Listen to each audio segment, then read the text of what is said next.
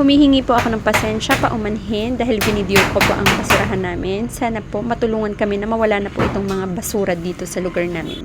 Hindi ko na videohan yung unang-unang itsura ng mga kalat na kalat talaga yung mga basura dyan sa daan. Dito ko na lang naisip mag-video nung winawalis-walis na namin ni ate yung mga kalat, yung mga basura. Gustong-gusto namin ni ate mawala yung mga basura na dito kasi meron kaming mga anak na iniingatan. Halo-halo na kasi dyan yung mga basura, yung mga bote.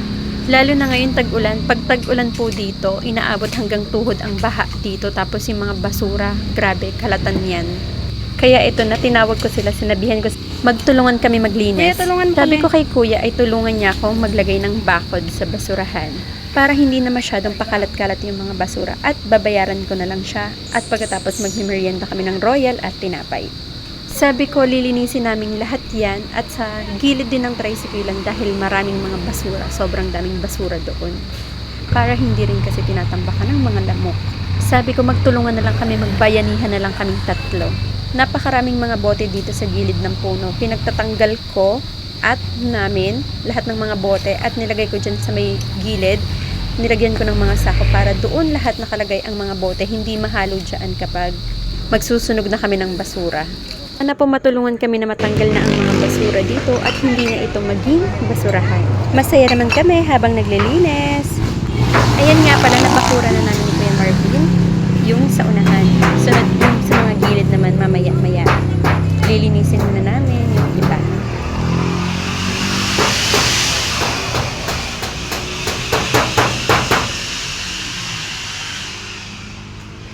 Yan, hinarangan na po namin ng yero para pag umulan hindi nalalabas yung mga basura. Sana hindi na po lumabas. Tapos papaikutan pa namin siya doon ng itong yero. Para pag mag-ulan hindi na ba siya magkakalat-kalat dito. At ito na yung sinulat ko, sinabit ko dito at dinodoblehan ko pa siya para mas mabasa.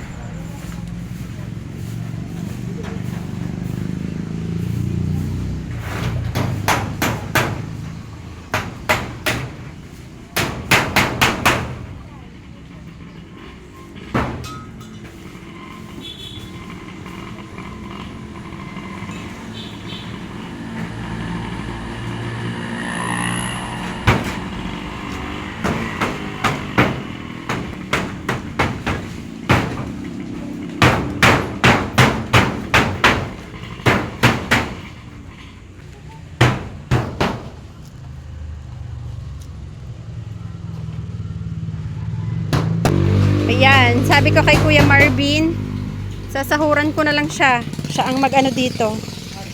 Magtulong. Yan, tulong-tulong na kaming apat. Apat kami nagbayanihan para walang lamok.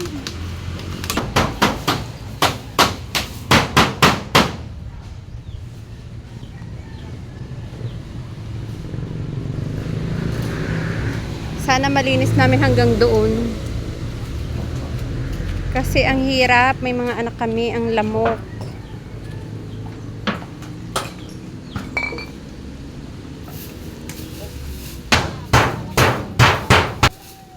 Sana po mapansin to ng barangay para matanggal na yung mga basura dito. Tapos yung may kada araw na lang para kuwain yung basura. Yung kanya-kanya na lang kami may basura sa bahay, nakasako. Tapos kukuhain na lang pag may araw ng truck. Wala po kasi kaya ito nagsusunog lang kami. Thank you sa ate.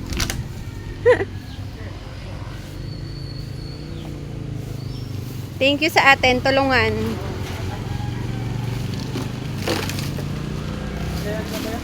At ang lamok.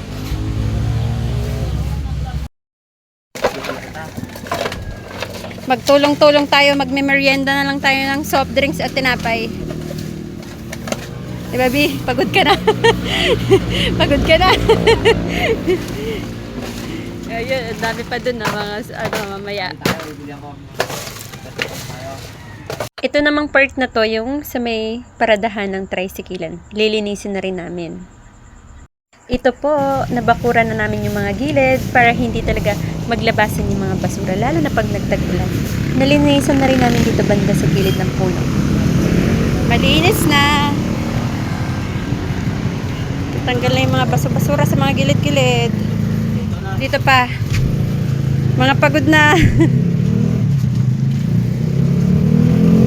Ayaw niya tumulong ngayon, tumulong na, naawa sa amin.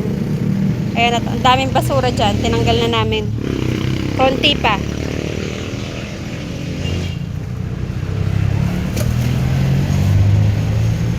Kinakamay na namin ang basura para mabilis. Oh, malinis na.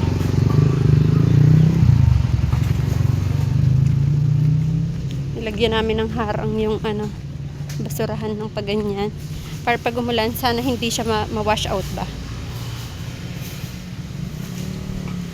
Sana po kada may araw makuha ng truck yung basura.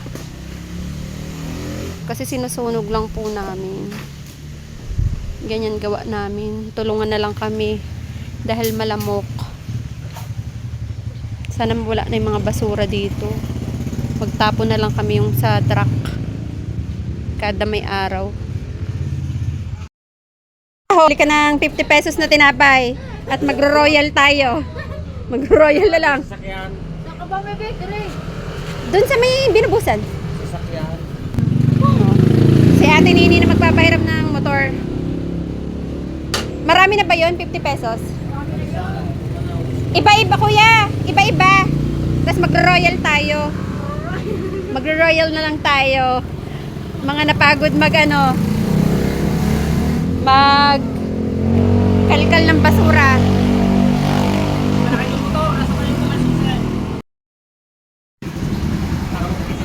Madami. Kaya hindi ka sukli ka pa sa pisaw. Tara na, kain tayo. Royal. Royal.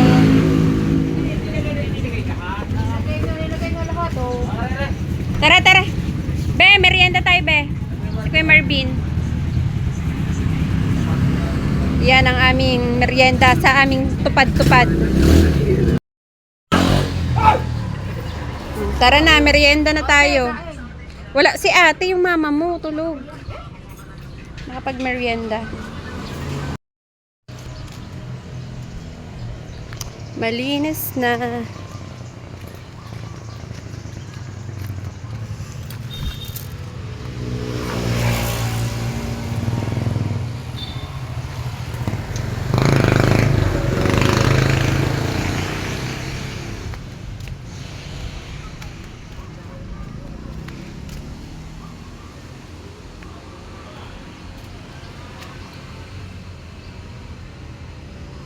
Dito ang mga bote.